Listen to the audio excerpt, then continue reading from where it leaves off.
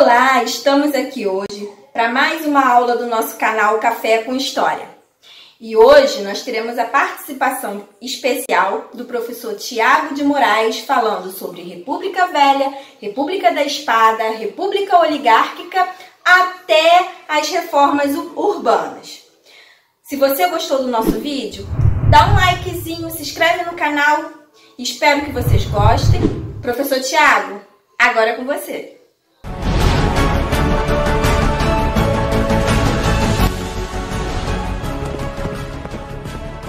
Boa tarde. Hoje nós vamos falar sobre república. República que significa república, res pública, coisa pública, coisa do povo. No Brasil, ela foi inaugurada em 1889. Só que no Brasil, ela nasce de forma muito diferente. Ela não nasce com esse apego ao povo. O povo não participa da formação da república. Segundo o historiador José Murilo de Carvalho, o povo assiste a proclamação da República bestializado, ou seja, não participa. O que vai acontecer? Esse processo ele se dá pelos grupos dominantes da monarquia. Os grupos que eram majoritários durante a monarquia, ou seja, que eram os grupos dominantes da monarquia, que eram a Igreja Católica, os proprietários de terra e o exército, eles rompem com a monarquia e acabam fundando uma nova forma de governo. Durante os primeiros momentos desse governo, era necessário, um regime de força para que ele desse sustentação ao novo governo. Então, ficou decidido que os primeiros governos seriam... mas que o primeiro governo seria militar. E quem foi o escolhido para ser o primeiro presidente foi o Marechal Deodoro da Fonseca, que, embora fosse monarquista e amigo de Dom Pedro II, proclamou a República. O que acontece? Dom Pedro ele tinha dado ao Marechal Deodoro da Fonseca alguns poderes, ele tinha dado a patente de Marechal. Só que o Marechal, quando percebe as insatisfações do exército, percebe as insatisfações de alguns setores, como a Igreja Católica, e os proprietários de terra, ele rompe e proclama a República.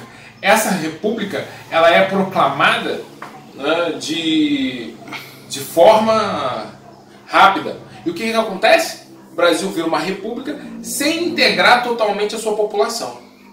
Essa república, então, ela nasce velha, porque ela nasce com os interesses antigos, os interesses dos mesmos grupos que compunham a base do Império. Outra coisa, o Brasil é um dos últimos países da América a virar república. Essa república, como eu já disse para vocês, ela, num primeiro momento, é chamada de República da Espada. Por quê? Porque ela está na mão dos militares.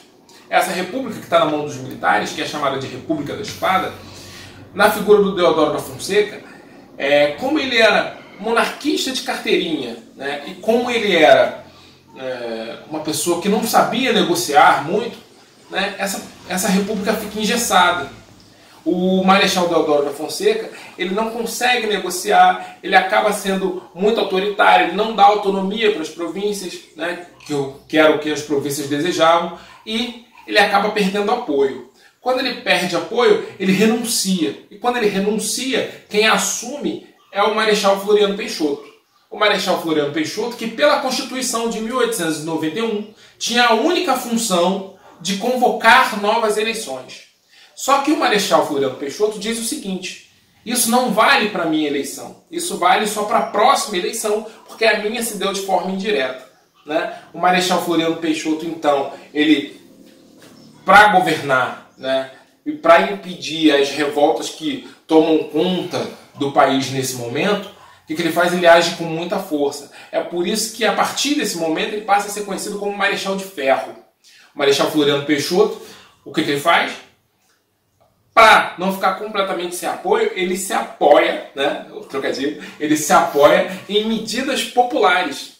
Ele tabela os aluguéis, ele tabela o preço da carne. Então, embora não muito festejado pelas elites agrárias que queriam autonomia para as províncias, o Floriano Peixoto ele tinha um apoio popular.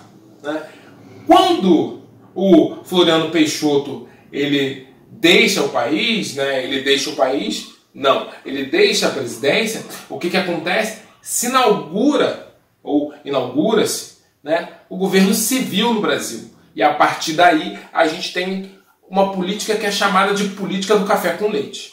Então, como eu estava falando para vocês, a política do café com leite, então, ela é inaugurada depois da saída do Floriano Peixoto do poder, tá? Com a entrada do primeiro presidente civil no Brasil, que é o Prudente de Moraes. O Prudente de Moraes, ele inaugura, então, essa política do café com leite. Essa política que dava o seguinte, né, que para ser sustentada, precisava de Minas Gerais e São Paulo. Minas Gerais e São Paulo eram os maiores produtores de café do país, também onde a gente tinha o maior número de eleitores do país, e Minas Gerais contava com a maior quantidade de gado leiteiro do país. Então, daí política do café com leite. Para gravar também, é interessante lembrar de uma música do Martinho da Vila, se eu não sei se a música é dele, mas ficou muito famosa na voz dele, que dizia o seguinte: São Paulo dá café, Minas dá leite e a Vila Isabel dá samba. Né? Vila Isabel por quê? Porque simboliza o Rio de Janeiro, que na época era a capital da República. Tá? Então olha só, a gente fala o seguinte: essa política do café com leite era baseada numa política chamada de política dos governadores, tá? Que vai ser a partir do próximo governo, que é o governo do Campos Salles. Tá? Essa política dos governadores, ela vai dar sustentação a um sistema chamado de coronelismo, porque a partir dos coronéis é que vai surgir a base eleitoral dos governadores. E é importante a gente falar de base eleitoral, porque base eleitoral lembra eleições, né? E quando a gente pensa em eleições na época da República Velha, a gente tem que lembrar que as eleições eram completamente fraudadas. Eram eleições, né, onde existiam votos de cabresto. Era daí que os coronéis conseguiam garantir aos governadores sua base eleitoral. Tudo bem até aí, gente? Tranquilo? Vamos lá. Continuando. Então, esses governos que eram... O próximo governo que a gente vai falar nesse momento é o governo do Rodrigues Alves. Né? Um governo que é bem complicado. Porque ele não é complicado, mas ele é um governo bem intenso. Porque acontecem várias coisas durante o governo do Rodrigues Alves. O governo do Rodrigues Alves ele vai de 1902, gente, a 1906. Não estou falando aqui das datas para vocês decorarem as datas, não. Não. As datas elas são importantes, mas não são cruciais. Se vocês entenderem os processos, tudo bem.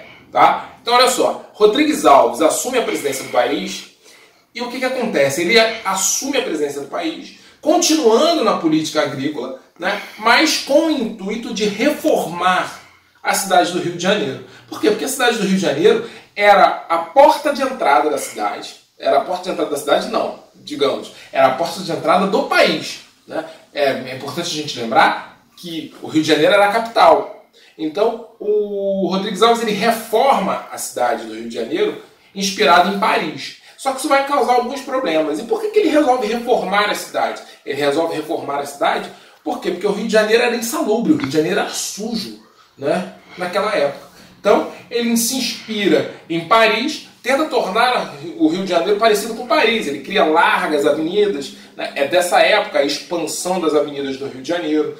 É dessa época também a expulsão da população mais pobre do Rio de Janeiro, com a demolição dos cortiços. Os cortiços, eu não sei se vocês sabem, mas são habitações onde viviam 3, 4, 5 famílias dentro de algum pequeno espaço. Essa população vai sendo expulsa do centro de Rio de Janeiro e vai migrando para alguns municípios, né, para alguns lugares, que mais tarde vão dar origem a alguns municípios da Baixada Fluminense. Né? Então, o que acontece? O Rodrigues Alves ele vai modernizar a cidade. Né? O Rodrigues Alves era presidente e é importante lembrar também da figura do prefeito. O prefeito da cidade do Rio de Janeiro na época era o Pereira Passos. Né? Pereira Passos, que vai ser estudado muito por uma figura que a gente conhece ainda hoje, né?